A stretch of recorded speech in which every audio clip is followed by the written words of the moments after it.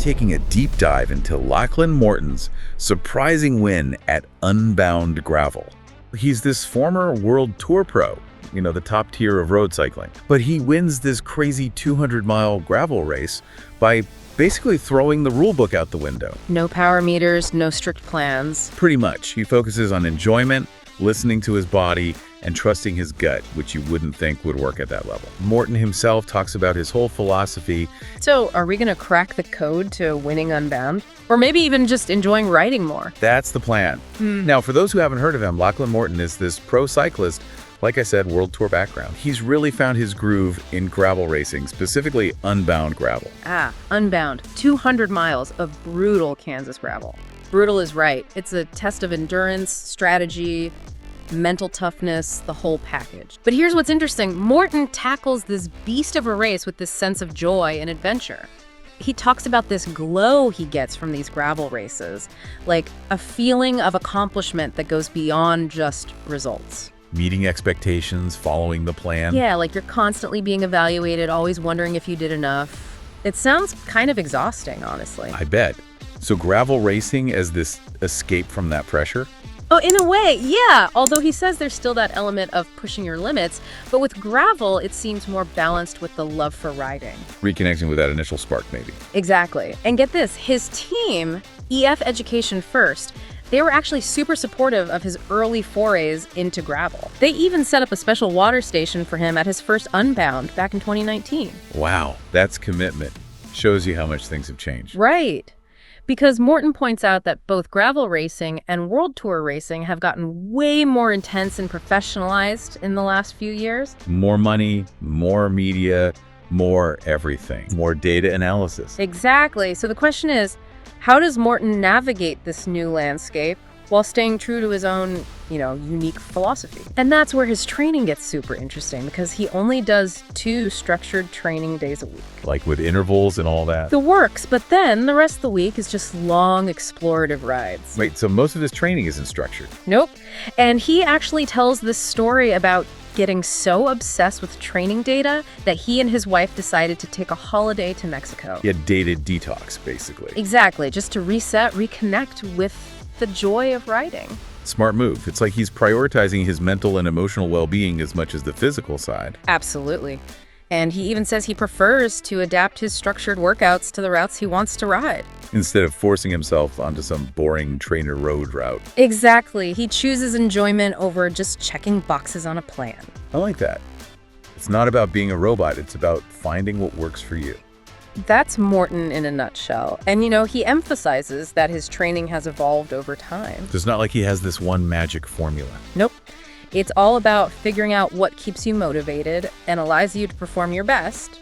Okay, so we've talked about Morton's training, which is pretty unique in itself. Right, not your typical pro cyclist approach. Exactly. But how does that translate to race strategy? Especially in a race as wild and unpredictable as Unbound. Yeah, Unbound is a whole other beast. 200 miles of, anything can happen out there. And Morton's take on strategy for Unbound is actually pretty surprising. He says you just can't over-plan for a race like that. Too many unknowns. Flats, weather, crashes, you name it. So it's not just about being physically strong, but mentally adaptable as well. So he attacks early on, right? Gets a gap, feeling good. But then, bam, he makes a wrong turn. Oof, that's gotta hurt. Yeah, and he admits that for a moment he started doubting himself. But instead of panicking, he uses that time to conserve energy, kind of reassess his approach. Smart. Turn a negative into a positive. Exactly. He talks about shifting gears mentally, focusing on getting back to the lead group and staying in contention. And he does just that. He rejoins the leaders, bides his time, and this is where it gets even more interesting. Okay, I'm intrigued. He starts talking about the challenge of riding in a big lead group, especially at Unbound. Yeah, you've got all these different agendas, different strengths. Right. He says there's this constant tension, this unspoken calculation of who's actually working and who's just hanging on. Like a game of poker on wheels. Yeah. And he realized that the bigger the group, the less likely it was to stay together. So a smaller group was the key. And that's when the opportunity came to break away with Chad Haga, another strong contender. Yeah, I remember him. Yeah. Second place at Unbound a couple of years ago. Yep, that's the one. So they bridged this gap to the leaders, and Morton says that effort was actually the hardest he pushed himself the entire race. But it was a calculated risk. He knew that if they could get clear with Haga, they had a real shot at staying away till the finish. And did they? Almost. They were caught by Pete Stetina, but he flatted, so it came down to Morton and Haga in the final kilometers. Classic Unbound finish, right? And this is where Morton's knowledge of the course really comes into play. He'd ridden that last stretch multiple times, visualizing different scenarios. That attention to detail, I love it. He knew there was this little rise just before the finish line, and that's where he had to attack. And did he? He did.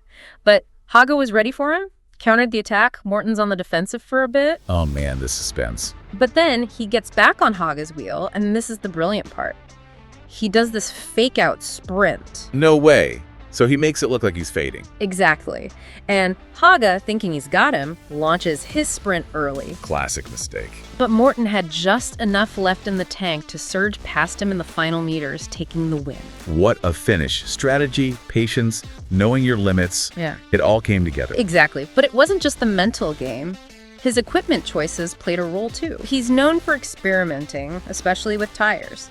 You know, he actually prefers larger tires, even if it goes against conventional wisdom. He says they're faster on certain types of gravel, and Unbound has a mix of everything. Makes sense. The right tool for the job. And he also decided to use shorter cranks at the last minute. Just based on feel, he says he really trusts his gut when it comes to bike setup. Wow, that's bold. Did it pay off? Seems like it. Although he did have some issues with a prototype skin suit and hydration bladder he was testing. The bladder wouldn't fit in the back of the suit, so he had to run them up the front of his jersey. Oh man, gotta love those race day surprises.